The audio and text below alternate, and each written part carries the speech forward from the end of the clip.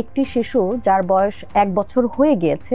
সেই শিশুটি এখনো আদো আদো করে কোনো শব্দ বলছে না, ব্যাবলিং সাউন্ড যেটাকে বলি, যেমন কোনো একটি বর্ণ সে অনেকক্ষণ ধরে বলবে, যেমন বাব্বা বাব্বা, বুব বুব বুব বু, মানে যেই বর্ণটা সে বলবে, যে সাউন্ডটা সে তৈরি করবে সেটা অনেকক্ষণ ধরে বলা, সেটাকে ব্যাবলিং বলি।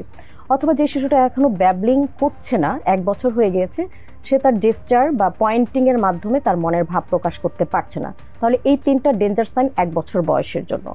এছাড়াও যদি আমরা মোটর দিয়ে চিন্তা করি, 3 থেকে 4 মাসে ঘাড় শক্ত হয়নি, 6 থেকে 8 মাসের মধ্যে বাচ্চা গড়াগড়ি শিখে নাই বা নিজে নিজে উঠে বসতে শিখে নাই, সেক্ষেত্রে বলবো ডিলে। এছাড়া আমরা বলি 2 বছর বয়স হয়ে গিয়েছে কোনো শিশুর 2 ওয়ার্ডে কোনো ফ্রেজ বলছে না, এবং সেটা মিনিংফুল হতে হবে, যেমন আমি যাব,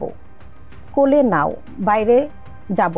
ভাত। আবার কিছু কিছু জায়গায় আছে যে বাচ্চা হয়তো তার বয়স অনুযায়ী অ্যাকোয়ার্ড করেছে তার স্কিলগুলো, যে কোনো একটি বয়সে গিয়ে তার অর্জিত দক্ষতাগুলো হারিয়ে ফেলেছে।